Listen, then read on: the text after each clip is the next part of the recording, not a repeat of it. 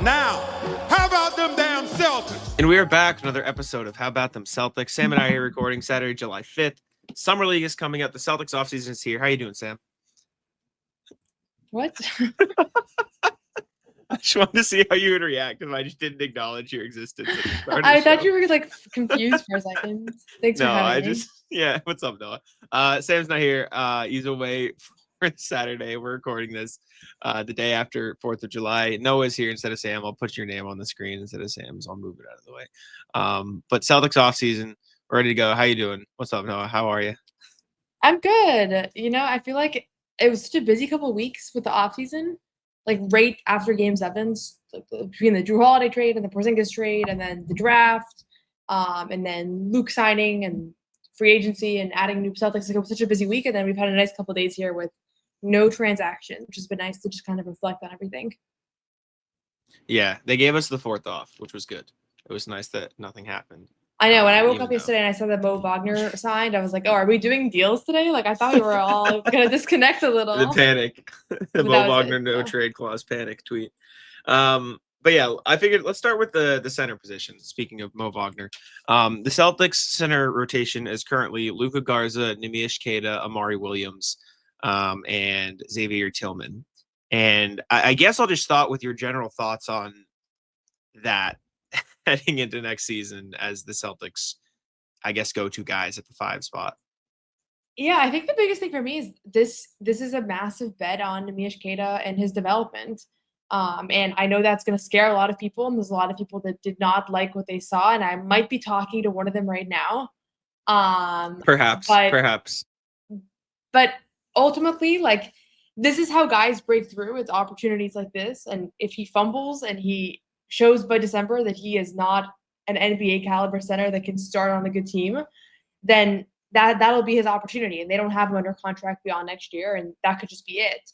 Alternatively, maybe somebody else steps up. Maybe Amari Williams shows flashes that he can kind of fit into the Celtics system. But I think Queta right now is who they're going to lean on from the jump.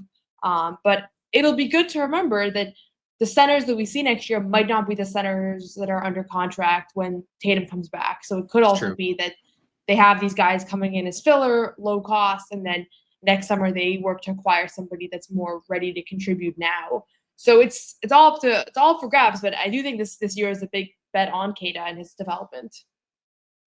Yeah, I mean, anyone who listens to the show, I've gotten a lot of shit in the comments for my Neemias Queta takes. It's nothing against him personally, obviously. This is just like pure basketball. I just like he's had 2 seasons of let's give Neemias Queta a little bit of run for like a certain stint in the season and see what happens. Yeah. And the immediate aftermath of that was, oh, he's just not playing anymore. Which in my head is like partially, yes, the Celtics were actively gunning for a championship. But also, if you're not even like getting those minutes in those, like they ended up going to like Torrey Craig in the playoffs for even like 2 center minutes in the spot. Like it just felt very like that's how little he trusted him. I know, and Torrey Craig didn't actually play in the playoffs, but they put him in for those like 30 seconds. I was going to say, I don't even remember Torrey Craig playing in the playoffs. His only job was go foul Mitchell Robinson. You were going to play like 30 seconds. I remember that. No. And maybe it's silly to say it this way, but if you can't even like trust Queta to like go do that in that spot as like a backup center, or you can't even trust Queta down the stretch when like Porzingis is missing time and it's only Cornet minutes, and you're running Derek White as center against the Raptors, and Torrey Craig is playing 5-man minutes down the stretch of the regular season, like in my head, it's like they don't like Joe doesn't trust him to not foul. And the other thing in my opinion, like just having watched him these last few years, I don't think he's improved on that much. I think the one area he's significantly improved on is he's a much more aware passer, a little bit. Like the first year he was in Boston, he never passed the ball. If he got an offensive rebound, he was going back up, and there was a 30% chance that shot was going in. This past year, you saw a few more, I'll find the guy in the corner, let me look around a little bit. It's still not good, but he is like, you can see the cogs starting of like, all right, let me try to pass out here. But like, he is not a good shooter around the rim. He sets, or let me rephrase. Everyone sets illegal screens. Queta gets called for illegal screens. Like, he is not good at hiding his illegal screens. Like, Al sets 1 million illegal screens. Bam sets 1 million illegal screens, but they hide it. Queta can't hide it. His defensive positioning is always just like way off. It's just, I don't know. Like, my thing is, if you've had 5 seasons almost now, plus G League of here is your chance to grow with 2 different organizations, and the strides just haven't come. Like it's in my head, it's running towards the end of the rope of how much line are we going to give him. And like you said, if he ends up playing really well, obviously the physical skills are there, right? He's a freak athlete. He's an objectively good rebounder. If it comes together in this little stint at the start of next season, awesome. Like the Celtics actually could have a rotation piece to help replace Luke Cornett and maybe Al Horford. We don't know where he's going right now, but it doesn't sound like he'll be back in Boston based on all the rumors swirling around with the smoke and the Warriors and the Lakers and whatever. But like, I don't know. It's just, I haven't seen enough growth up to this point to make me confident in Neemias Queta next year.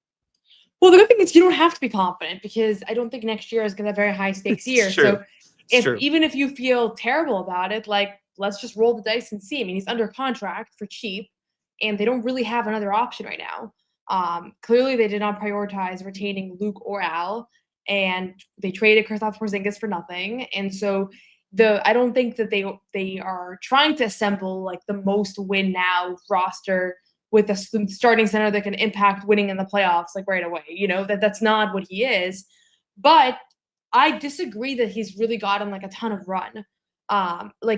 He's gotten these little stints, but maybe it's just like me overly believing in these young guys. But I just don't think we've seen enough to really have a sense of like what he's capable of. His leash was so short, and I don't view that as a reflection of him. I view that more as a reflection of how he was coached and how Joe Mazzulla has kind of run his bench. And that'll be drastically different this year with everybody because guys got such slim opportunities. And if Luke Cornett doesn't have a great year this past year, I do think we see a lot of Neemias Queta throughout the season. But it was so clearly, obvious from the beginning of the year that Luke was just ahead. And Luke's also like 5 years older than him. But it was just obvious that he's going to be the guy for the team. And then Nimi now is the number 4 center on a team. Like that's pretty, that's you're buried pretty deep especially for a coach who doesn't really like playing more than 8 guys in a given game. So I don't feel like I saw enough to lose faith in him. I do have fundamental questions about his ability to defend on the perimeter, his ability to like not mess up schemes and to finish around the basket. But there is a clear, like you said, like there's a clear gift there with the rebounding, and just like he is this ball magnet that only a handful of guys that I've seen play in real life like have had that instinct that he has. That I get why they're exploring it, but it's not like they signed him for a 4-year, $25 million deal, and you have to be like, oh, was it worth it or not? It's like he's just going to be there next year, and he's probably will be the weakest point in their lineup. For sure. I mean, whoever starts at center is going to be the weakest point in the Celtics lineup. Unless they do something crazy, but I don't think they will. And that's like honestly why I wanted Al back, even though I know winning's not a priority next year. Just to have some continuity there and not have this like gaping hole at center. Because Al, I know fans are like he's 100 years old, but Al was their starting center when they won the championship. He was their starting center last year. Like he has been this team's starting center most consistently. And for what it's worth, like that continuity point, obviously Joe hasn't trusted Neemias Queta these past years, but he's inherently going to trust him over whoever else is coming in because everyone else is new. And I mean, speaking of the new guys, like as much as I have been skeptical and am still skeptical of Neemias Queta, I don't think Luka Garza is better than Neemias Queta by any means. Like I think offensively he has better instincts. I think he's better post scorer. I think he's a better ball handler. He's a disaster defensively. He can't move. He's just extremely slow. He gets tired out very fast from the games that I have watched of Luka Garza. He's good at drawing charges and like he communicates really well on defense, but his physical limitations just completely hinder him from doing anything on that end. And then you get into rookie Amari Williams, who I think has a chance to be better than Queta, but Joe doesn't play rookies, and I think he'll have to work really hard. Like the passing instincts he's coming in with are immediately just like clearing anything Queta I think has a chance to develop. But he's also a rookie. He's also not used to NBA speed. He's also a turnover guy. He is also not the most efficient scorer. Like there's so many things that come over with Amari Williams. And then Xavier Tillman can't move, right? Like he hasn't been on the basketball court for the Celtics for the past year now because he can't move in the perimeter. He's slow and he hesitates when he shoots jump shots. So I don't even know if he's going to factor into our center rotation that we're talking about Luka Garza and Amari Williamson, which is just a crazy thing to be saying a year after he was playing in the finals. But I mean, what do you make of the other 3 centers behind Queta? Do you think any of them have a chance to really push him for minutes? I think Amari Williams has a chance, and I think Luka Garza has a chance depending on how they pan out in the team defense. But I mean, Queta just inherently has a leg up because he's been here. Yeah, for sure. And I think I don't know what system exactly the Celtics are going to adhere to next year. Like fundamentally, things are going to change about the way they play defense and the way because they're not going to have the same personnel that they've had in years prior. That being said, like I do think Kata has learned a ton during his almost 2 years in Boston now.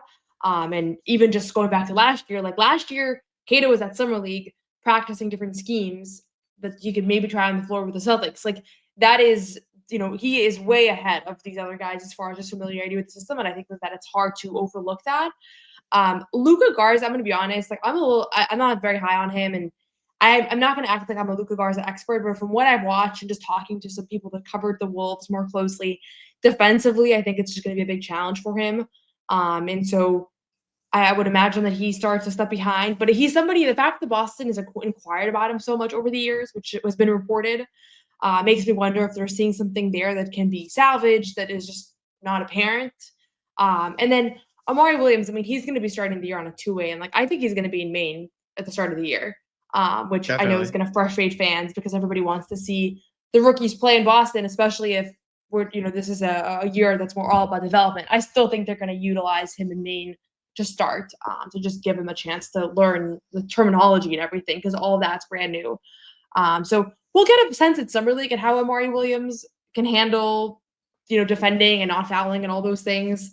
But Summer League's not the best comparison. So I think it'll be a while until we have a better sense. But I will say long term, I'm probably most interested in Amari Williams as the center for the Celtics. But I have a feeling that Neemias Queta is going to have a really good year. And like by his standards, I don't think he's going to become like an all-star, but I think he's going to really surprise people because if he can just channel the things that he does well and do those things really well and not do those other things that he does, like there's an NBA player there. There's a good NBA player there. It's just about kind of like harnessing that.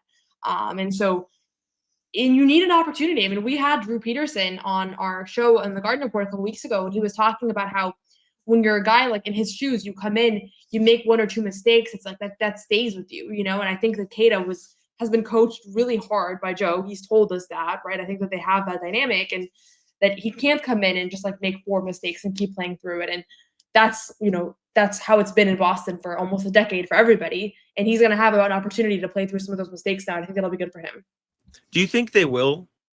This has been like my thing that I'm pondering. Like in theory, yes. Like they're going to have these, okay, we can just play through mistakes. But I don't know how much Joe is actually going to change his philosophy. Like clearly the front office is like, we're not going to try this year. But that doesn't always translate to the coaches doing that. Like, I wonder how much leash, like Joe's going to struggle. That's what I'm saying. Like, obviously the leash is going to expand a little bit. But yeah, I don't know how Joe's going to handle himself. But this is what I've been thinking about, right? So Queta starts at center. He picks up 3 fouls in the first 5 minutes, and Joe's mad. Joe pulls him and puts in Luka Garza. Luka Garza gets scored on 3 times in a row. Joe pulls him. Amari Williams is currently in Maine, right? Like you're gonna have to go back to Queta. Like it's just. Or do you play Tillman? So like are we gonna see actual Tillman if he's healthy? I don't know if Tillman's even gonna. I mean, Tillman has dealt with so many knee things. I think people don't really understand that part of it too. But the reality is that you can pull Nimi, you can pull Luka out, you can put Tillman in. Tillman's going to dribble the ball into traffic the way that he's done a lot over the last couple of years and drive Joe crazy. You're going to have to go back to all those guys. Like the luxury at the center position that Celtics have had over the last year and a half, 2 years is like kind of hard to fathom. Now that it's all gone and you look back and you're like, you had Porzingis coming in and hitting threes and averaging 20 points per game on high efficiency all season, when he was available. And protecting the rim at a high level and doing the things that he does well. You had Al Horford, who was so consistent and so dependable and so available the entire season. Backing those two up, you have Luke Cornett, who was having really a breakout year and doing so many great things, and that was reflected in all of his advanced analytics. And then you had Queta. It's like, maybe he'll come in, and then it's like, okay, but he made a mistake. Why would I want him on the floor when Al doesn't ever make mistakes? And Luke has been more dependable. And then we also have Porzingis who can shoot, and Nimi can't. Like, I get why he fell out of the rotation. He was the 4th guy in a position that they maybe need one guy on the floor. I mean, they didn't even play double big much at points in the year. So, like, I just don't view it as an indictment on whether Joe, like, could ever see Nimi playing. It's the same thing with Pritchard the year before he broke out. Like, Pritchard was buried behind Marcus Smart, Malcolm Brogdon, Derek White, and he just, like, suddenly was like, nobody believes in Pritchard. And clearly he still believes in him because they signed him to a 4-year contract, and that kind of, like, made everybody realize, okay, so there's not a spot for him in the rotation right now. Maybe Joe doesn't trust him yet, but the organization thinks this is the guy that's part of our future. So I don't think that Keita is the next Pritchard, but he could have that level of trajectory where it's like behind the scenes there was a little bit more faith than maybe we realized just because of where he was in the rotation. Listen, I mean, I've said it on the show a million times. I don't see it as much. I struggle to see how he snaps out of the inherent decisions he's made like at every stop in terms of positioning, in terms of fouling and everything, because we just haven't seen him grow out of it. That said, like he is objectively an NBA caliber body, like physically. Like he sets really good screens when they're not illegal. He's a great rebounder. Like he could very well average 10 and 10 for the Celtics this year and 2 blocks a game. It might come with 4 fouls a game, but he could average those stats in 25 whatever minutes and be on a very average Celtics team, and that's fine. I hope he does for the sake of the Celtics and this future of their center position. I struggle to see it coming with the way he's played, even in his limited minutes, even in the bulk of the minutes he's gotten where he's played like 20 minutes a night for 5 games in a row. Like, I don't know. I hope I'm wrong. It'd be cool. The one other thing I'll add is that roster evaluation in July 5th, before all these moves even official, is probably a little short-sighted because I actually think there will be another center on this roster because I don't think they're going to keep Anthony Simons. I don't think they're going to keep Georges Niang, and you're going to get players back for those guys. Find a way. And I would hope that a center is in the mix there. I will say though, like looking at the guys that we know are on the Summer League roster and the full roster hasn't been announced yet, not a lot of center prospects. I don't know why. I was like hoping to see like 5-7 footers on the roster that can just duke it out until one of them. That's what I'm saying. Establishes themselves as a potential backup. But yeah. Not a lot of center play on the Summer League roster. We're going to talk about that in a second. But before that, I need to tell you guys about PrizePicks. It's the best place to get real money sports action this baseball season, now that the basketball season has come to a close. I've been watching the Red Sox a lot this summer. I've been picking them more or less on Roman Anthony for the most part, just because he's the most exciting guy there. But whenever Garrett Crochet is pitching, I pick them more on opponents' teams' runs because the Red Sox can't seem to put any hits on the board when Crochet is in the lineup. Make sure to check it out. PrizePicks puts their members first, so all withdrawals are fast, safe, and secure.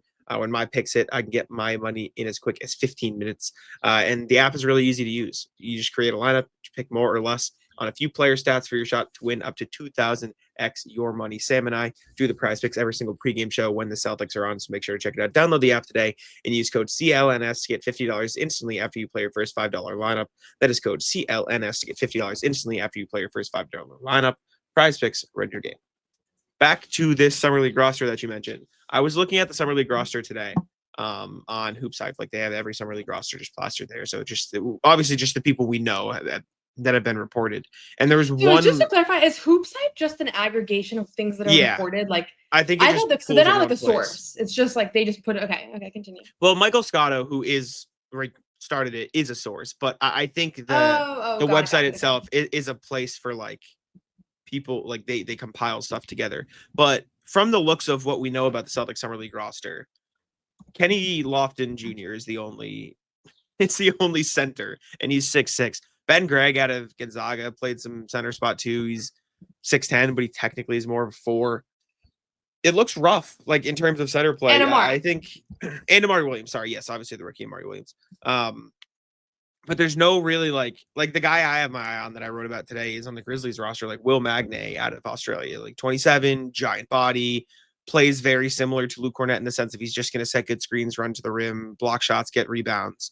And then there's like, these guys aren't like Kyler Kelly, who played for the Celtics Summer League roster, like just these like plain pick and roll traditional type centers. Like it feels like the Celtics need to take a chance on a Daniel Tice of the world, where they take a guy from overseas, like Donta Hall is like a small ball center who played overseas. He's very athletic rim runner, like Gershon last year. One of these guys who has played overseas that is on the older side, so they'll be like pretty rock solid and maybe will pop, because their entire center position right now is young guys who have proven nothing at this point in the NBA. Relative, right? Like obviously Nimi has shown flashes, Garza has shown flashes, whatever. But it feels like Summer League could be an intriguing watch for some of the centers around the space that are like 27, 28, looking to get back in the league. Maybe could give the Celtics some insurance minutes if, like what you said, comes true, where Joe is like pissed off at Nemi and Luka Garza in a game, but they don't have any of those guys on their actual roster. Yeah, and I wonder, like, one of the things that's weird to me is just having covered the Maine Celtics so closely in the last few years.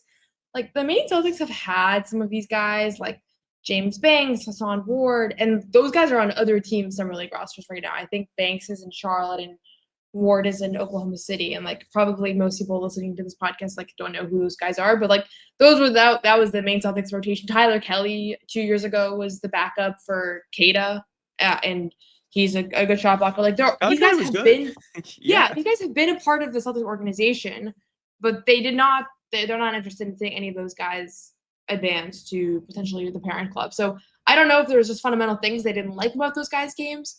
I am curious, like, when you look at the fact that they had the number 28 spot and the 32, like, they easily could have gotten a more NBA-ready big. There must have been something fundamentally about all of the guys that were on the board that they didn't like. Because if they were excited about any of those guys, they would now be a Celtic because they had 28. Yeah. And it might be more of a reflection on, like, how much they liked Hugo Gonzalez, which we'll see soon, like, what the hype is all about. But I was a little surprised because, like, heading into the draft, I was like, okay, they're probably going to lose Luke. They're probably going to lose Al. They already lost KP. They're going to prioritize, like, drafting maybe even two, maybe both slots. I thought we're going to go towards, like, the Kalkbrenners of the world or, like, Raynaud or like, any of those guys that were slotted in that range. And so it is kind of weird to see them all get passed upon. And then, like, we're looking at the Summer League roster and it's like, there's not really prospects there. Then again, you can go get a player from another team's Summer League roster. So we'll see kind of like how scouting goes over there, but you think you'd already want them in your system just to see like the character and all those things as well. I'm just thinking like Miles Norris last year, right? Like he was like for another G League team when they went ahead and signed him. Mm-hmm. I wonder how much of that was the, like, I don't know how to explain it. Like if they were 60% interested in Kalkbrenner, but 50 or 45% interested in Mari Williams, was the fact that they were getting 4 seconds back enough to sway them and saying, all right, let's take this guy who's slightly less interesting because we're going to get this many draft picks for this draft spot, which some people might be mad at. But the thing I said after the draft, like, for as cool as Kalkbrenner looked, which I wasn't a huge fan, but I was a big fan of Reynaud, like, for as cool as he looked, it's the second round. Like, Kalkbrenner could be playing in France next year, and Maxime Reynaud can be in the NBL for all we know. And Amari Williams is, averaging 20 and 15 on the G League. Like, you don't know what is going to happen. Exactly. So if you're getting 4 second-round picks for 32 and still can get a guy who is somewhat cool on your board in Amari Williams, plus add Max Shulga, who maybe they like, maybe they don't, maybe he's just a flyer, whatever, to fill out at least your main roster, then why not do it? So again, we're not going to really know whether or not that trade was worth it until we see how these careers pan out. But at the same time, it's second round. We'll know if Noah Penda becomes like an all-star. He was my favorite. I know. Seeing him in a Celtics jersey on draft night or Celtics hat, whatever, killed me. I was like, but like, please let it happen. Yeah. Did you know they had already announced that it was a trade before. We had already known. That was a bummer. I mean, that's how that stuff gets remembered. Like, none of that trade won't matter. Right. And then you think about, like, which is even wilder now that we know how valuable Desmond Bane is as an asset, because I didn't even realize that he was going to be worth, like, $1 million first, the way that the Celtics traded 5 first-round picks for Enes Freedom. No. When you put it like that, that's crazy. And, like, when you think about, like, the Pelicans-Hawks trade where, what was it? The Pelicans traded next year's first rounder to move up to grab Derek Queen. And like, that's probably going to be a lottery pick next year if everything goes according to how I think it will go. And so all that stuff, like, you don't know if it's a calamity, like, in the moment. And then you see who those people end up being. And then it's like, so we'll see. I'm kind of hoping Noah Penda doesn't pan out to like a star because. But I want to root for him. I want to be right. I know, yeah. If you want to be right, well, maybe that's why I'm not rooting for him, is because I don't want you to be right. All right. I'm rooting for everybody, But it is fascinating to see. They also are going to spend less money. But the fact that they have these two guys on 2 ways versus like the early second round pick, it's a substantially higher salary. So that's another thing too. Yeah. Oh, Cam Whitmore got traded to the Wizards. Interesting. For 2 second round picks? Yeah. Dude, he has no value? Low-key, the Wizards are cooking, bro. Let's talk about the NBA now instead of this. Wow, So what's crazy is, can we just say that how fascinating it is how little value some of these players have? Yeah. Cam I Whitmore, wonder. Summer League MVP just a couple years ago. I know.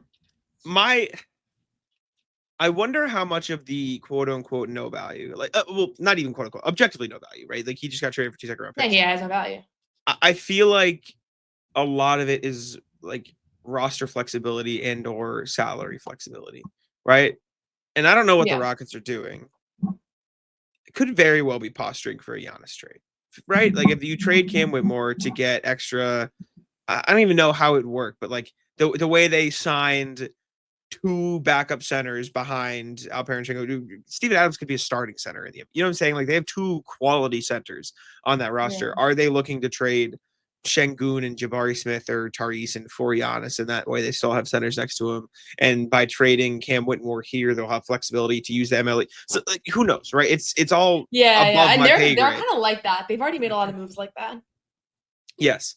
And they're already I just ironically watched a video of this on my TikTok For You page today. They're just under the first apron right now, but above the luxury tax. So I wonder if trading Cam Whitmore for no money coming back is their way to have room to still make another move while not going above the first apron. Like theoretically, yes.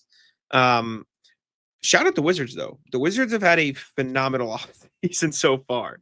Like trading Jordan Poole and Sadiq Bey for CJ McCollum was kind of weird, but they're going to get off money sooner, so that's cool, and they can still play their young guys.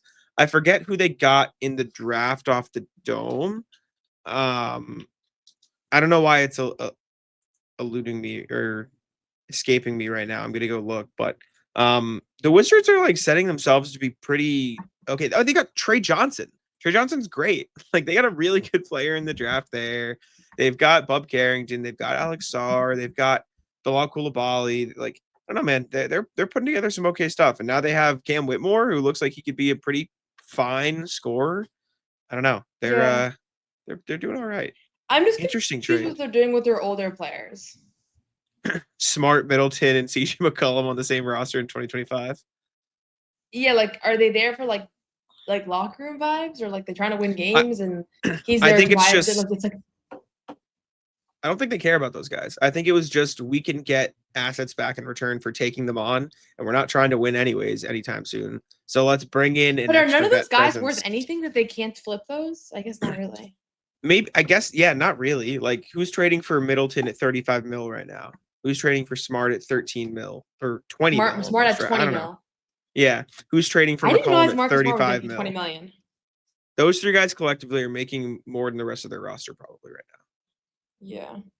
Like there's just One very thing little that I don't like about this free agency, like I don't like about this offseason, is I feel like everything is about contracts and like more than ever before because teams are so trying to offload money that they're terrified. Like a lot of these trades are just cash salary dumps and like certain contracts are unflexible because somebody like a good player is making like decent money, but you know, so it's just like a weird. I feel like it's just another result of new CBA. It's like how money is like even more.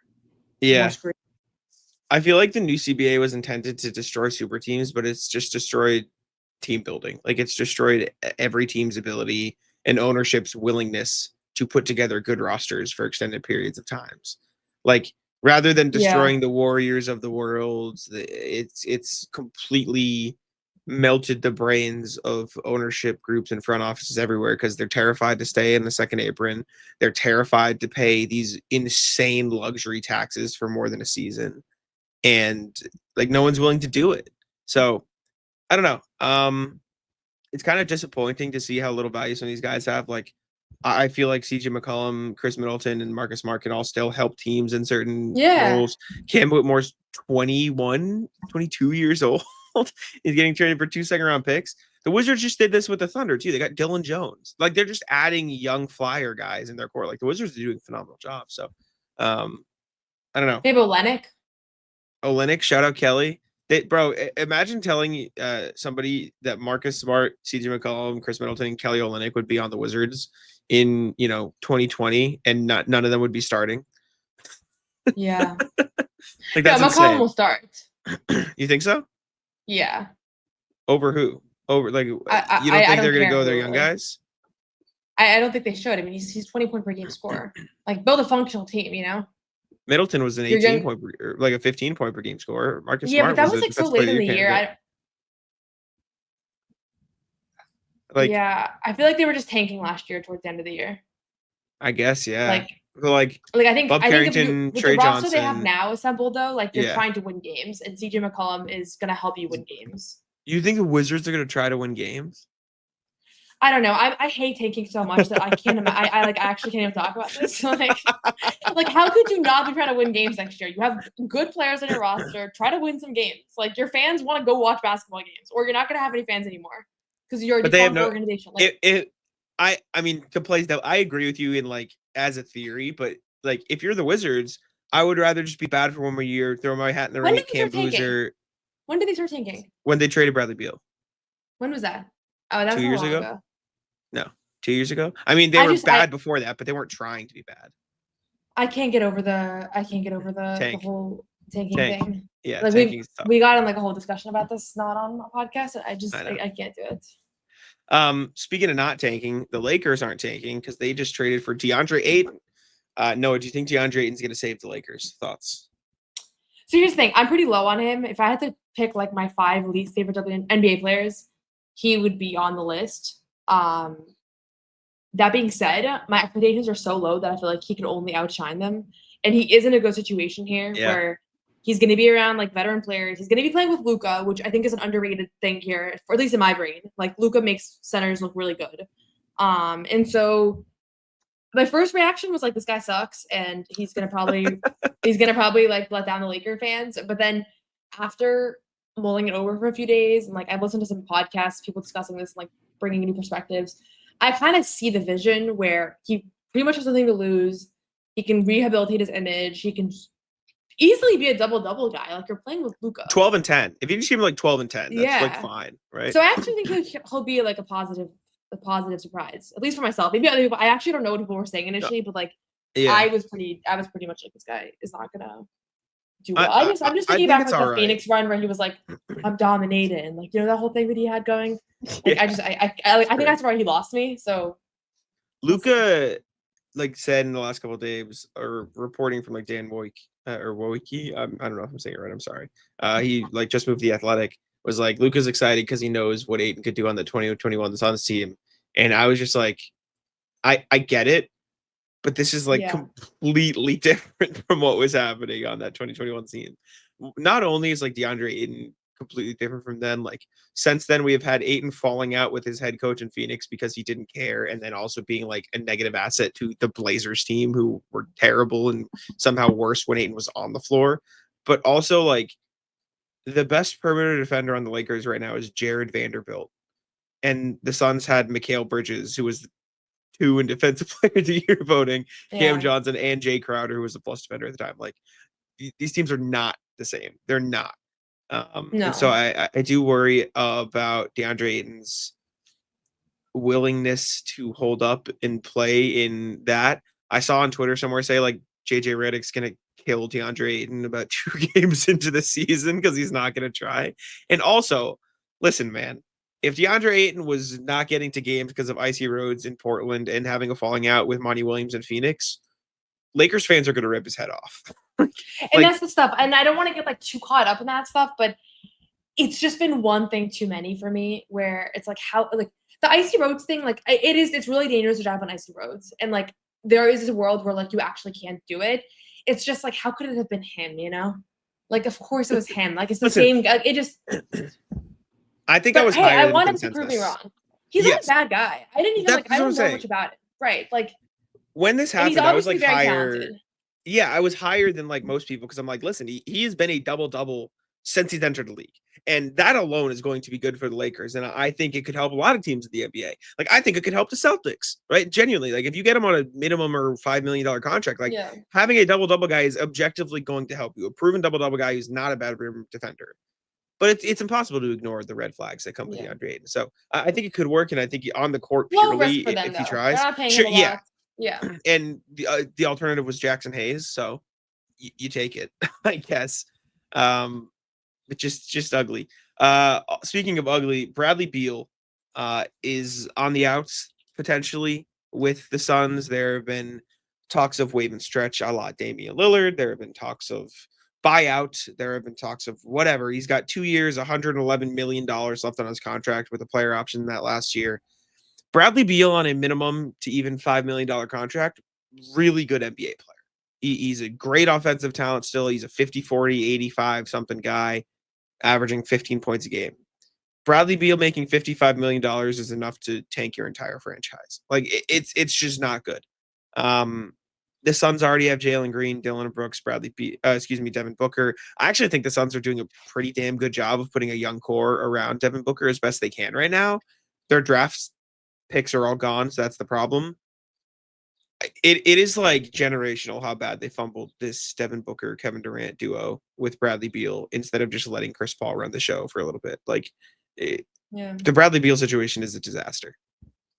It was a terrible trade. And one of the things that I learned about over the last couple of years is just like the era of sticking 3 really talented guys together. If it ever existed, it's not a thing anymore. Like rosters, somebody said this, I don't want to take credit for this, but somebody said like it's the NBA is all about like who your weakest link is now and like exploiting that. And like that's the entire structure. And it just wasn't a long time ago. And I think this Phoenix Suns team just had so many weak links, and Bradley Beal was one of them at some points, but it was really like they just didn't build a roster around those 3 guys. And you can't just have 3 good players and a bunch of guys that can't do their role well in the league anymore. So probably nobody will ever give out that kind of contract again, like that super max, no trade clause contract. With a no trade clause. It's insane. Yeah. So nobody will ever, that was a cautionary tale for the league. And unfortunately, yes, Phoenix had to pay for it. I'm not high on Jalen Green.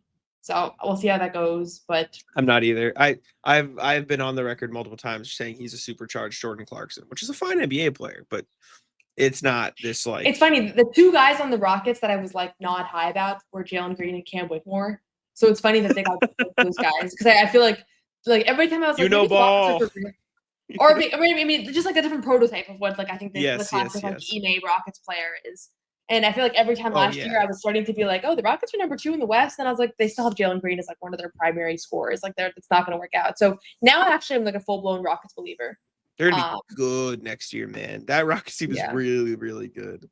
But yeah, Bradley Beal's situation is bad. The Suns roster is okay, though, in terms of like a young team. The problem is they're a young team that probably won't win a lot of games, and they don't have their draft pick. Like that's where the issue is. No draft picks is crazy. What draft picks do the Celtics have in recent years? In future years, I mean. I think they're only missing 1. I can double check right now. I think they're missing. I go to prosportstransactions.com. They're missing their 2028 because it belongs to the Spurs from the Derek White trade. It's top 1 protected. I think outside of that, they're missing another one. They have 2026, 2027. I think no, they have 2027. They don't own their 2028 because it's the first round, top 1 protected with the Spurs. 2029 belongs to the Blazers from the Drew trade, but everything else they own, which is really, really good. Like really positive upside to where the Celtics are at, considering they just won a championship 2 years ago. So credit them for that. Now I'm looking at who the Celtics drafted in recent years. Oh yeah, how does it look? Good. W. Like 2019, Romeo Langford, Matisse Thybulle. Matisse Thybulle, I forgot they drafted him. Yeah, well, it was a draft night. It was fake. It's like they drafted Noah Penta, technically. Yeah. So it's fake. Anyways, but the like think of it, the Suns though. Devin Booker, Jalen Green, Dillon Brooks, Kamon Malawach, Mark Williams, Rasheer Fleming, Ryan Dunn. Like they have an okay young team.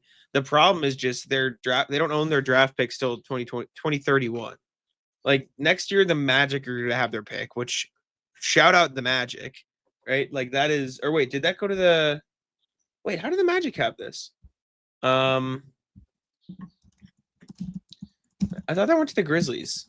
Yeah, so the Grizzlies have their pick next year from the Desmond Bane trade. So the Grizzlies have the option to swap for the Suns pick next year, and then in 2027, the Rockets own the pick. So I don't know how the Suns didn't get that back in the Kevin Durant deal. They didn't get anything back in terms of future picks. The next year after that, the Wizards or the Nets have the option to swap. I don't know which one exactly. One of them's going to have it. And then the Hornets might have, like, they just don't control whether or not they get to keep their own first round pick till 2032. I'm sorry. That's insane. That Yeah, like it's that crazy. disaster class. Speaking of disaster, Jonathan Kuminga sweepstakes. I know you're well, thoughts on Jonathan We have Kuminga. literally touched on all of my least favorite NBA players in this podcast. They're all in the news. They're all in the news right now. I'm sorry. And maybe that's why, because none of their teams want to keep them. Yeah, okay. Kuminga's another one where it's like, I think if you're a desperate team that wants, like, there's some upside there. Like, he's shown flashes. I get how it's gonna go. I get why someone is gonna make a bid for him. I just think the Warriors need to give up on trying to act like he has a lot of value. If I was negotiating with the Warriors, I'm like, you guys clearly don't believe in him because you literally had him out of your playoff rotation last year. Mm-hmm. And he has really not ever stuck on the floor. So, like, you don't believe in him. So don't act like he's worth like 4 second first round picks. I don't know what they're asking for him, but I've seen reporting that they're playing hardball, and I think they are probably going to have to just lessen their expectations to make a deal happen. Because he's really not worth that much because they tanked his value with how little he was a part of this roster. The latest value was the Kings offered Devin Carter, Dario Saric in 2 seconds for him, which is like, it's pretty bad, disgusting. What do we think about Devin Carter?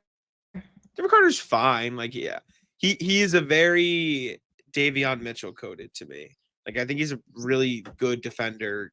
Kind of can't shoot, can kind of handle the ball. I don't think he's as good of a defender as Davion Mitchell is. I don't think he's as good of a 13th playmaker. Pick. Yeah, I know. What are the Kings doing, man? Why did they? Doing? So when you think about it, Kuminga is worth a first, 2 seconds, but and Sarge was. It's a fake first though, because Devin Carter isn't like a first round pick that played well. But this is why I hate draft picks. This is why I don't want, like, because that's half of the first round picks, you know? Yeah, but at least if you get a draft pick, you have full control over like who you take. Are you good at drafting? A lot of teams aren't. So it's like when I see the Brooklyn Nets with hundreds of first round picks, and then I see who they came up with, and like we'll see what happens. I'm not going to act like I'm. But if you don't have faith in yourself, like you shouldn't have faith in yourself. If you look at your track record and you're like, I drafted the wrong guys over and over again, which a lot of these teams have. You have to have faith in yourself or quit. Like, you just have to quit at that point. Like you have to. It's like whenever there's a draft, whenever there's a trade, and it's like this guy for 3 first round picks, there's this like idea in your head that it's like, oh, 3 first round picks, but then it ends up being like 2 of them are out of the league in 5 years, so like they're not. Or you trade them. You can also package first round picks. I mean, the other restricted. This is me not wanting to trade. This is me not wanting to trade Derek White for first round picks. That's what this is about. I'm like. Jonathan Kuminga is one of 4 restricted free agencies going on right now. It's Kuminga, Josh Giddey, Quentin Grimes, and Cam Thomas. Talk like nasty business is about to happen with those 4 guys. Like, they're all going to get $20 to $30 million a year. Josh Giddey wants. He said he wants. The reporters he wants Jalen Suggs money or more, and everyone's just like, bro, you're not Jalen Suggs, little bro. Like, I'm sorry. What does Jalen Suggs make? 30 mil. He's gonna make 30 mil a year. Oh, which is.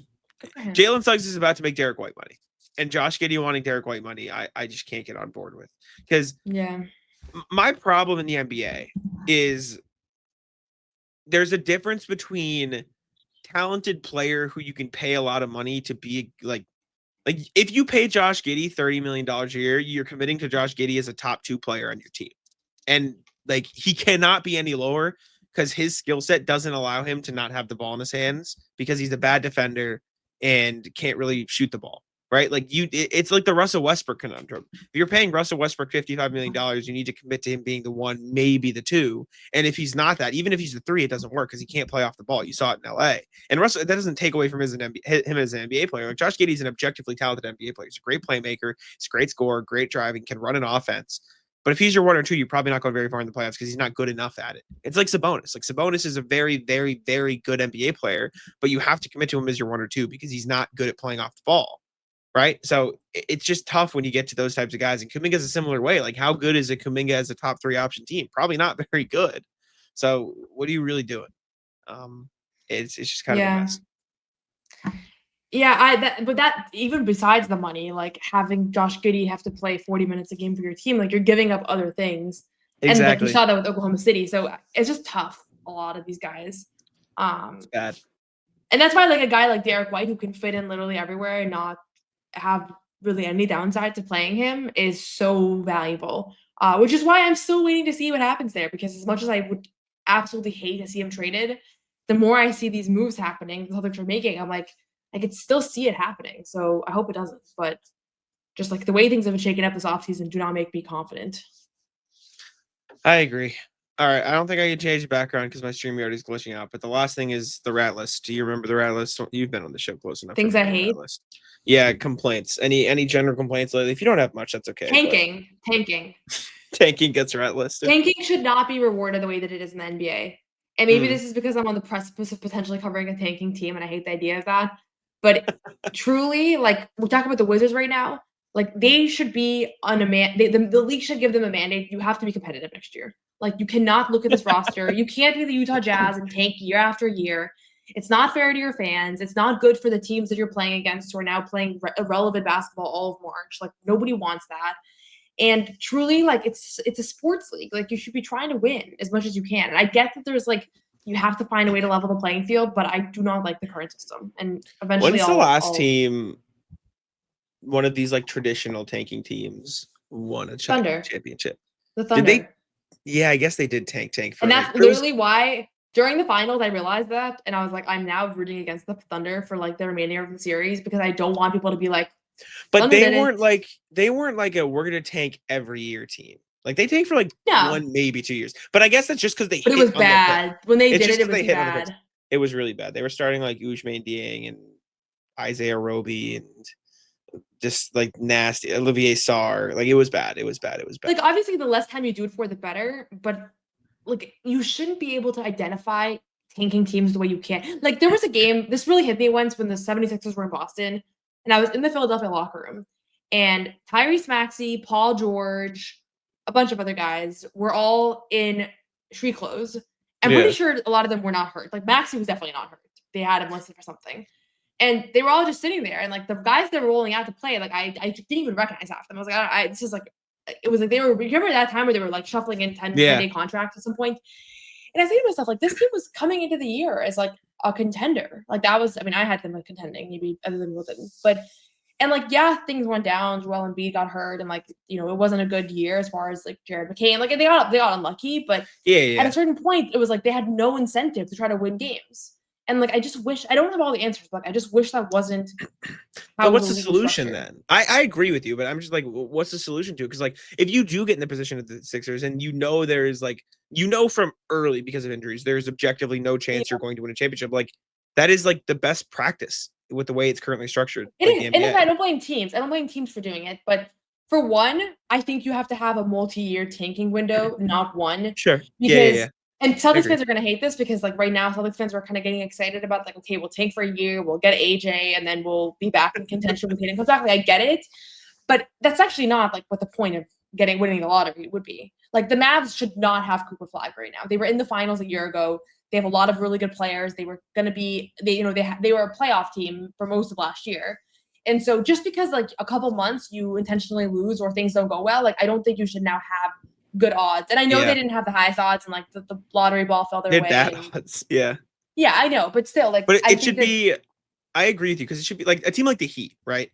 The Heat are getting shit on right now because they didn't tank and then they got into the play-in for nothing and then lost whatever because they could have had the odds that could have been Cooper Flag. Like that is who the lottery is built for. It's built for teams who try their ass off to win, just aren't good enough, and like still have a 1% chance. That's who those 1% slots are built for. Teams like the Heat, teams like the Hawks, even though I think they ended up sneaking in, whatever. You know what I'm saying? Like, that's who the lottery is built for. It's not for the Mavs who were competitive all season, traded their star player, and then tanked for a month so they could just dip into the chance range and then magically. Like, I agree with you in theory. It's just unfortunately that's just the best way. On Walker Kessler's game logs. Like, what do you mean? Like the Jazz have been like sitting Lauri Markkanen and Walker Kessler on and off for the last 2 years. And like that, they're healthy. Like they've done that. Like just like DNP. Like these guys are in their prime. And they're not playing games because the Jazz don't want them to win at a certain point of the year. And it's like, that's a bad product. Like, those are good players. But how do you crack it? I don't know. I guess you could be more intense with investigating injuries. I mean, anybody could have walked into that Philadelphia locker room and been like, you're not hurt. Like what's yeah. you know what I mean? Like they were. But then you get into the like, oh, he's like internal. Like you can't. How do you really, without like going through bringing an NBA doctor and testing it at every game? And you don't want that. That's so invasive and like HIPAA. And, It's hard. It's hard, and he could just say I'm sick. Complaining, but no, I agree. I with do you. think Like, the multi-year thing would help though, because now Definitely. you're saying, okay, you're willing to tank for 2 years. Okay, like that's a bigger commitment than just being like, let's tank for 4 months. And I don't like the idea that teams would resort to tanking for 4 months because if things aren't going well, try to win as many games as possible. Like that's just unfortunately sports. Teams will then just tank for 2 years. Would the Celtics? No, the Celtics wouldn't, but like teams would still cut it down. I guess it would incentivize at least trading your good players then at that point. Right? Like the Jazz probably would have traded Kessler or marketed by now so they could actually go help a team win basketball games. They should have done. They should have, but yeah. Yeah. I guess that poses the question of like, would they have traded Derek White and Jaylen Brown? Because they're like, I don't know. I just hate it. I don't blame you. I hate in March when you're watching games and it's like, oh, like 7 of the 10 teams playing today are hoping to lose. Like, yeah, you know, the tank offs. Whoever loses game is better off. I'll ratless my sunburn. I burnt the shit out of my shoulders yesterday and they really hurt. And I had to go buy lotion today so I wouldn't be in as much pain. And did you even use sunscreen? I did. I just missed my shoulders, I guess, man. It hurt. Damn. I don't think I have any other ratless though. I'm pretty chilled today, but thank you for joining. Thank you for replacing Sam. We appreciate it. Can you let people Hopefully know? I complained enough. This is the most negative I've ever been on a podcast. Wow. I'm honored. So, thank you for bringing it to How About Them Celtics. It fits the Sam role really well. Good. Let people know where to find you, even though I'm sure I could go down the list myself. Just Twitter, Noah Dalzell. I have a podcast, You Got Boston. Actually, actually, so I feel like I didn't put my best foot forward in this podcast, but go subscribe to You Got Boston podcast. That's what I want everybody to do. I'm like, do it. I'm a couple subscribers away from 2,000, so just go subscribe. Are you not? I feel like you're already there. No, because most of my podcast episodes get posted on CLNS Media, and not that people watch them. But go subscribe to You Got Boston podcast. I see. Well, yeah, go subscribe. You Got Boston. I wish I could see the exact number. I don't think I can do it because I don't have 1.99. Oh my God, you're so close. Yeah, go get Noah to 2K. And You Got Boston. Help a smaller creator. Make sure to go to hell. Make sure. Appreciate y'all for tuning in. Make sure to leave a like, subscribe. Turn the notification bell on. We appreciate it. See you guys next time. Peace. Tackle. Come on. Tackle.